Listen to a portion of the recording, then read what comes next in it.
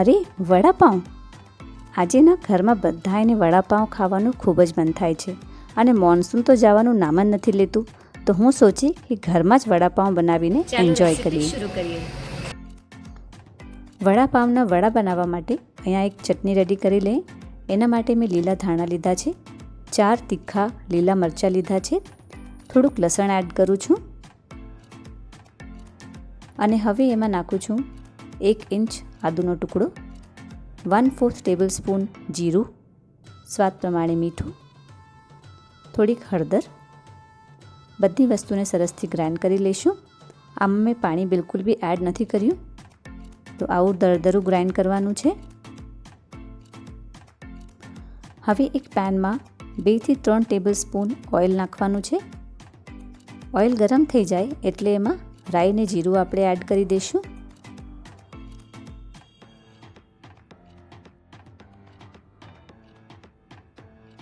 હવે એમાં થોડીક હિંગ એડ કરું છું.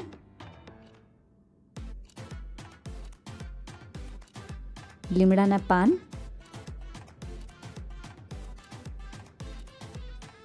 બધી વસ્તુને સરસથી મિક્સ કરી લેવાનું છે.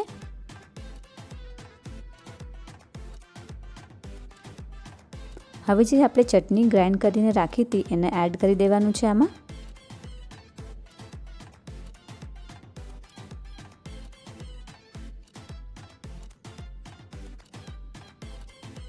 થોડુંક ચટણીને આપણે સોતે કરવાનું છે 2 થી 3 મિનિટ જેટલું.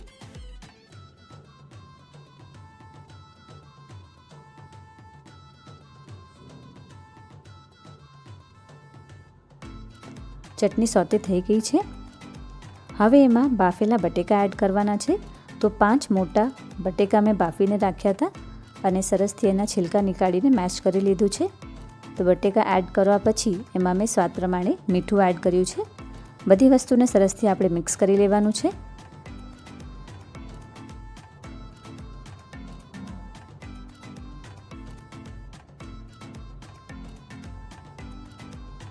હવે આમાં 2 ચમચી લીંબુનો રસ એડ કરું છું.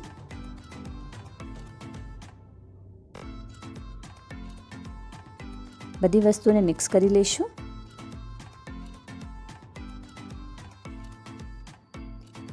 મસાલો થઈ ગયો છે. હવે એને એક પ્લેટમાં નીકાળી લેવાનું છે અને ઠંડુ થવા દેવાનું છે.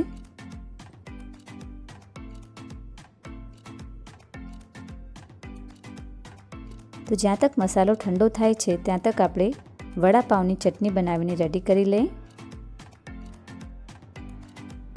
ચટણી બનાવવા માટે મેં અહીંયા 3 વાટકી જેટલું ચણાનો લોટ લીધો છે.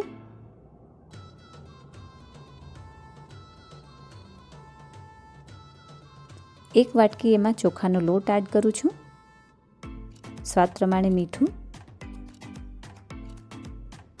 થોડીક હળદર. બધી વસ્તુને સરસથી મિક્સ કરી લેવાનું છે. હવે થોડું થોડું પાણી એડ કરતા જવાનું છે અને એક બેટર એનું રેડી કરવાનું છે. તો બેટર બહુ વધારે પાતળું ન હોવું જોઈએ, એટલે પાણી થોડું થોડું એડ કરવાનું છે એમાં.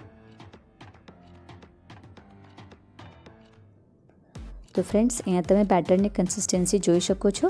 બેટર બહુ વધારે પાતળું નથી કરવાનું. હવે મેં ઓઇલ ગરમ કરવા મૂકી દીધું છે.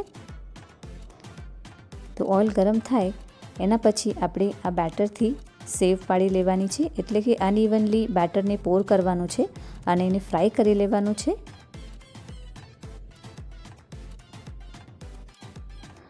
આ સેવ ગોલ્ડન બ્રાઉન થાય ત્યાં તક એને ફ્રાય કરવાનું છે. પછી એને એક પ્લેટમાં કાઢી લઈશું.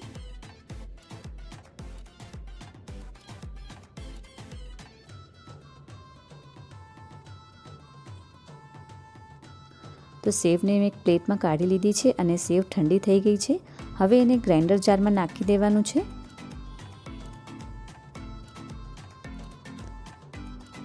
બે મોટા ચમચા કશ્મીરી લાલ મિર્ચ પાવડર નાખું છું, સ્વાદ પ્રમાણે મીઠું, 1/4 ટેબલ સ્પૂન જીરું, થોડીક હિંગ. અહીંયા 10 થી 15 મેં લસણની કળી લીધી છે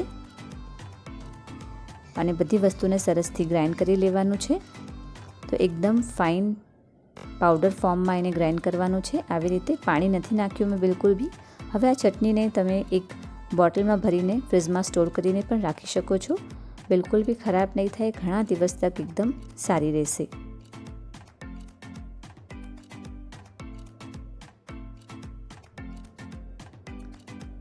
તો હવે અહીંયા વડાનો મસાલો ઠંડો થઈ ગયો છે. એના બોલ્સ રેડી કરવાના છે. તો મીડિયમ સાઇઝના બોલ્સ હું બનાવું છું.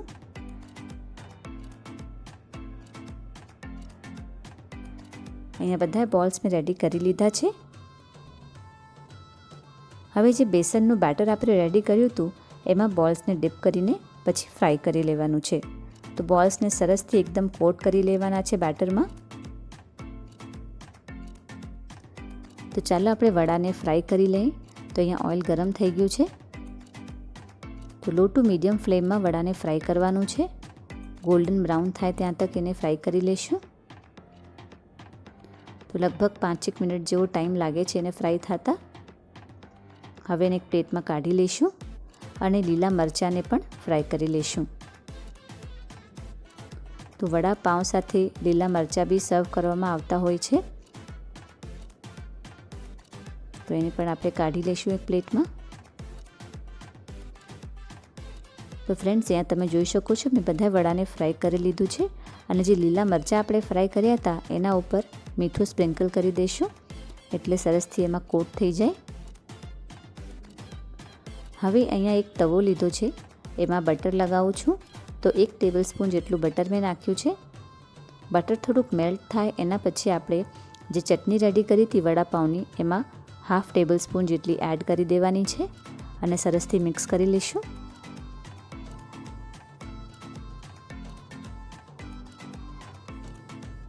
થોડુંક બટર મેં હજી એમાં એક્સ્ટ્રા એડ કર્યું છે.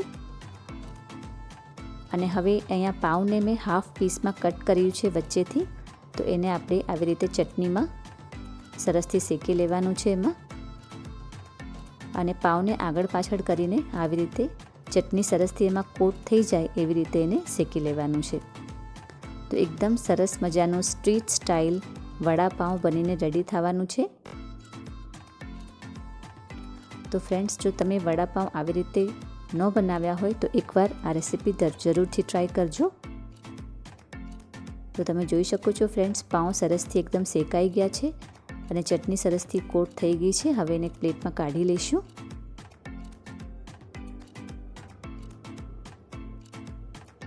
હવે પાઉંને પ્લેટમાં રાખી દેવાનું છે અને વચમાં આવી રીતે વડાને થોડુંક આપણે દબાવીને જરાક સ્પ્રેડ કરી દઈશું એને.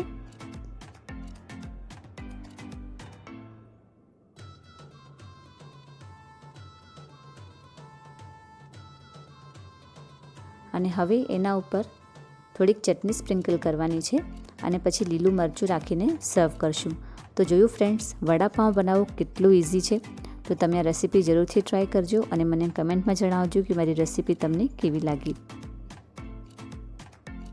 હું ભાવના ફરીથી મળીશ તમને નેક્સ્ટ વિડીયોમાં એક સરસ મજાની હેલ્ધી રેસીપી સાથે. Thanks for watching.